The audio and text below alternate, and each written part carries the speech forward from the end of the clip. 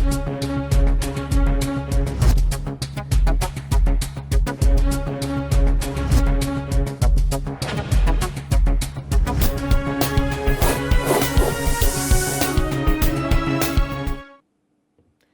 Nazim, brake खां पोइ हिकु भेरो ॿीहर प्रोग्राम में मूंखे चऊं था भलीकार। तेहरान वञा मुर्तज़ा नागरी साहब जूं ॻाल्हियूं ॿुधियूं। हाणे अमरीका ॾांहुं रुख कंदासीं, उते कीअं ॾिठो पियो वञे इन समूरी सूरत हाल खे।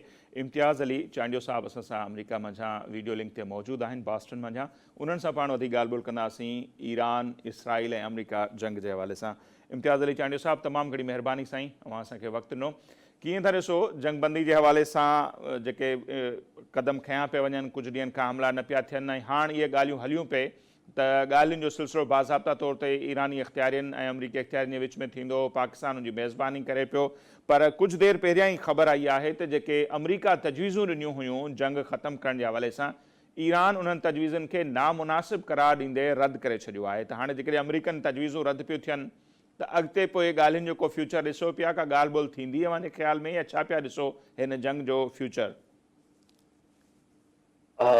महिरबानी नसीर, जेको तव्हांजो सवाल आहे त अमेरिका जूं जेके तजवीज़ूं ॿुधण में इहो ई पियो अचे त 15 नुकाती तजवीज़ूं जंहिंमें जेको यूरेनियम जी इनरिचमेंट आहे उहा बिल्कुलु ज़ीरो ते आहिनि, उनखे ख़तमु करणु, उन सां गॾोगॾु जेको आहे सो बैलिस्टिक मिज़ाइल प्रोग्राम आहे उनखे ख़तमु करणु, स्ट्रीट ऑफ हरमूज़ ते जेको आहे सो उहो हिकु यूएस लेड या यूएस इन्फ्लुएंस आज़ाद मेरी टाइम ज़ोन, जी मेरी टाइम ज़ोन हुजे, उहो जेको आहे सो इन तरह जूं कुझु तजवीज़ूं हुयूं। ऐं मुंहिंजे ख़्याल में त इहे ईरान खे एक्सेप्टेबल न हुयूं, ऐं उन ते डिसएग्रीमेंट अॻ में विथिन ईरानियुनि जेके सर्कल्स आहे उन में बि हुयो त उहे जेको आहे सो इन करे हुन रिजेक्ट कयूं। ईरान छा थो चाहे मुंहिंजे ख़्याल में त हो सिर्फ़ु सीज़ फायर नथो चाहे, पर मुंहिंजे ख़्याल में हू परमानेंट सोल्यूशन चाहे थो। बिल्कुलु हिकु अहिड़ी डील चाहे थो वेस्टर्न कंट्रीज़ सां इंक्लूडिंग यूएस ऐं इज़राइल ख़ासि तौर ते, जेका हिकु परमानेंट सोल्यूशन हुजे। ऐं ही जेको बार बार तव्हां ॾिठो 12 ॾींहंनि वारी वेड़ अॻ में थी पोएं साल, उन खां पोइ वरी हाणे हिकु अनप्रोवोक जेको आहे सो जंहिंखे हिते वार ऑफ चॉइस थी चयो पियो वञे यूएस में, त ईरान सम्झे पियो त जेसि ताईं परमानेंट सोल्यूशन न थींदो, परमानेंट गारंटीज़ न मिलंदियूं, ऐं उन ताईं मुंहिंजे ख़्याल में हो इन मसइले खे जेको आहे सो शायदि इन डील खे, इन पॉइंट्स खे जेको आहे सो हुननि रिजेक्ट ई कयो, ऐं उहो रिजेक्ट ई कंदा। हाणे अॻिते ॾिसूं छा थो थिए। जेके मीडिएटर आहिनि विच में, ख़ासि तौर ते पाकिस्तान, तुर्की ऐं इजिप्ट, इन्हनि जो बि रोल क्रिटिकल आहे त हो कीअं जेको आहे सो अॻिते फॉलोअप कनि था ईरान खां, ऐं कीअं कम्युनिकेट कनि था या मैसेजिंग जेको आहे सो वाशिंगटन खे, ऐं उन खां पोइ अॻिते हली करे छो जो बैक चैनल डिप्लोमेसी त हले पई, इहो इन वार जे दौरान बि हले पई, ऐं तव्हां ॾिठो त इन में पाकिस्तान जो रोल ॾाढो क्रिटिकल रहियो, ऐं इन जे करे ई हींअर जेको आहे सो एटलीस्ट इहा टेम्पररी 5 ॾींहंनि जी सीज़ फायर, या हुननि चयो सीज़ फायर त न आहे, पर प्रेसिडेंट ट्रम्प अनाउंस कयो त हो मेजर जेके एनर्जी इंस्टॉलेशंस आहिनि या ग्रिड स्टेशंस आहिनि उन्हनि ते हमला नथा कनि। त मां सम्झां थो त जेसि ताईं परमानेंट गारंटीज़ न हूंदियूं त उन एग्रीमेंट में, ऐं ईरानी मुंहिंजे ख़्याल में ओसि ताईं नेगोशिएट न कंदा आहिनि हिते। अच्छा, ओवरऑल हिन जंग खे हींअर तव्हां कीअं ॾिठो? छाकाणि त ॿुधायो हुओ पियो त ख़्यालु इहो हो शायदि इसराइल जो, अमरीका जो, त 72 कलाक वॾा हूंदा, क़यादत खे असीं ख़तमु करे छॾींदासीं, माण्हू रोडनि ते अची वेंदा, रिजीम चेंज थी वेंदी, हिन जी सलाहियत असां ख़तमु करे छॾींदासीं। उहो सभु कुझु कोन थी सघियो। हाणे जंहिं अंदाज़ सां ईरान रेज़िस्ट करे पियो त 38,000 किलोमीटरनि ताईं, माना 3,800 किलोमीटर ताईं बि माना उनजो मिज़ाइल वञी हिट करे थो, या जेको कुझु इसराइल में थिए थो, सो अव्हां इन वार खे ऐं ईरान जी जेका दिफ़ाई सलाहियत आहे, इम्तियाज़ साहब कीअं ॾिठो या कीअं ॾिसो पिया? मुंहिंजे ख़्याल में त ईरान हिन चक्कर प्रिपेयर्ड हो काफ़ी हद ताईं, ऐं जेका 12 ॾींहंनि वारी जेका वार थी अॻ में, हिन खां अॻ में पोएं साल, उन खां पोइ हुननि कुझु लेसन सिखिया, ऐं न सिर्फ़ु उन वार खां बल्कि हुननि अॻ में बि ॾिठो त इराक में छा थियो, अमेरिका कहिड़े तरीक़े सां पेनिट्रेट कयो, ऐं ॿिए हंधि लिबिया जा लेसन्स हुननि जे साम्हूं हुया, अफ़गानिस्तान जी बि स्टडी करे पिया कनि पिया, त हुननि हिकिड़ी स्ट्रेटेजी ठाही, ऐं उहा वार ऑफ इटरेशन जंहिंखे चवंदा आहियूं, या जेतिरो बि जंहिंखे चवंदा आहियूं असां वार ऑफ एंड्योरेंस, यानी कि केतिरो डीप तव्हां वञी करे बर्दाश्त करे सघो था हमला। त ईरान उहा स्ट्रेटेजी ठाही ऐं उन स्ट्रेटेजी ते ई उहो हलनि पिया। पहिरियां उन्हनि जॾहिं जहिड़ो शुरू थियो वार शुरू थी उन्हनि जी टॉप लीडरशिप मारिजी वई। मुंहिंजे ख्याल में उहो मेंटली इन ॻाल्हि जे लाइ प्रिपेयर्ड आहे, उन्हनि खे ख़बर ई त ईअं ई थींदो। ऐं जेको उन खां पोइ बि जेके टॉप कमांडर हुआ, खामनई साहब जी जेको आहे डेथ थी, उन खां अलावा जेके मेन माण्हू जंहिंखे चवंदा अली आहिनि, त लारीजानी ईरान साहब। छा कयो जी, अली लारीजानी बाद में अचे करे, पर ईरान हिकिड़ो थर्ड टियर जेको आहे सो हिकु लेयर वाइज़ हिकु बिल्कुलु थर्ड टियर लीडरशिप बि तयारु करे छॾी, ऐं थर्ड टियर खां पोइ फोर्थ ऐं फिफ्थ लीडरशिप बि तयारु आहे। त जेकॾहिं हो उन्हनि खे जेकॾहिं टारगेट कनि था त उन खां पोइ उन्हनि खे रिप्लेस कयो वेंदो सेकेंड टियर। हींअर तव्हां ॾिठो हूंदो जेके मिलिट्री कमांडर्स आहिनि उहे सेकेंड टियर में आहिनि, थर्ड टियर बि तयारु आहे, फोर्थ टियर बि तयारु आहे। त मुंहिंजे ख़्याल में त जेका ही मिसकैलकुलेशन ही यूएस जे तरफ़ां, ऐं मां सम्झां थो त इहा इन करे मिसकैलकुलेशन थी जो इज़राइल जेको आहे बुनियादी तौर ते उन प्रेसिडेंट ट्रम्प खे कन्विंस कयो या कायल कयो, या तव्हां जहिड़े हिसाब सां चओ त जी हुनखे हिन वेड़ में लाथो त तव्हां अचो ऐं हे वेनेज़ुएला वारो ई कमु थींदो हिते, ऐं 72 कलाक जे अंदरि अंदरि रिजीम चेंज थी वेंदी। माण्हू असांजे लाइ जेको आहे सो तयारु वेठा आहिनि, शायदि जेको आहे सो असां इहो हमलो कयूं त वॾा प्रोटेस्ट थींदा ऐं माण्हू असांखे लिबरेटर सम्झी करे ऐं ॿाहिरि निकिरी ईंदा, ऐं असां उतां जेको आहे सो तव्हां जेको आहे सो माना उहो कमु करे वठंदव जेको अॼु ताईं अमेरिका जी तारीख़ में कंहिं प्रेसिडेंट न कयो आहे। सही। त मां सम्झां थो त इहो ट्रेप हो हिकिड़ो। ऐं इन खां अॻु में तव्हां जेको आहे सो एंथनी ब्लिंकन हिकिड़ो जेको सेक्रेटरी ऑफ जी स्टेट हो बिल्कुलु पोयनि एडमिनिस्ट्रेशंस में, उन जो बि हिकिड़ो हींअर इंटरव्यू आयो, उन चयो त जेको आहे सो बाइडन एडमिनिस्ट्रेशन खे बि नेतन्याहू कायल करण जी कोशिश कई, इन ई साॻे तरह जे हमले जी उन्हनि इनकार कयो। इन खां अॻु में ओबामा एडमिनिस्ट्रेशन खे कई।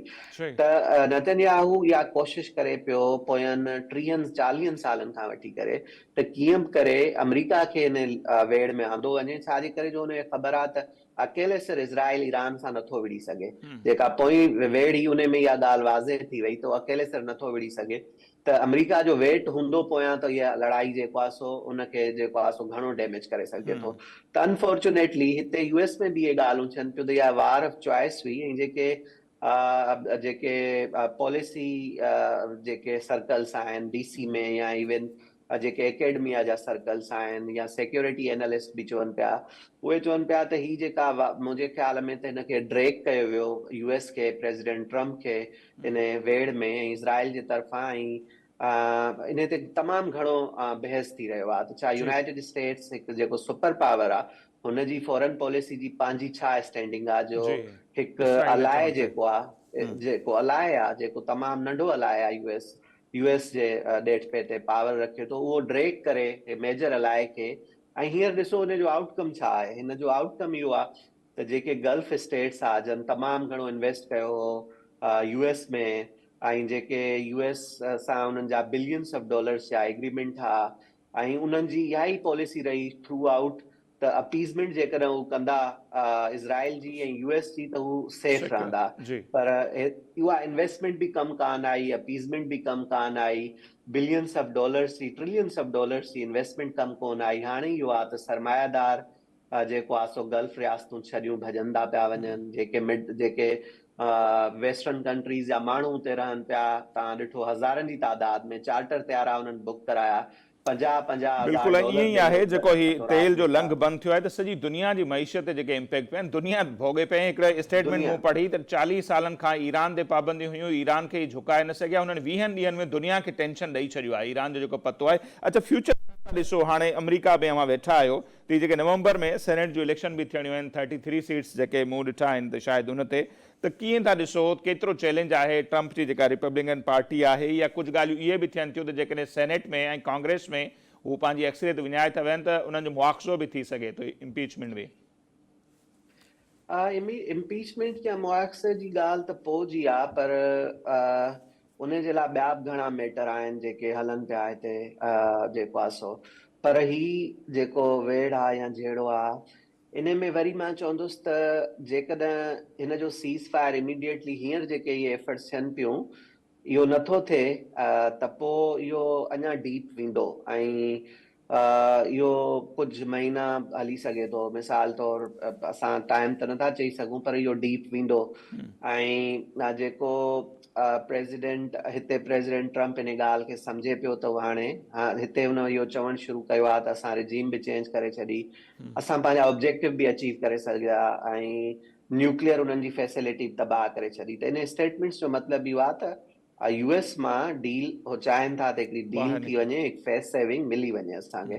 पर मां अॻु में ई चयो त हींअर मसइलो ईरानियुनि जो आहे, छो जो उन्हनि खे लॻे पियो त इहो जेकॾहिं असां हिन टाइम टफ नेगोशिएट न कयो त पोइ थी सघे थो त 6 महीननि खां पोइ, साल खां पोइ वरी शइ रिपीट थिए। जीअं मिसाल तौर हाणे तव्हां ॾिठो घणो टाइम थियो हूंदो त हींअर जेको आहे सो पोएं साल जेको 12 ॾींहंनि वारी जहिड़ो थियो, वरी ॿीहर।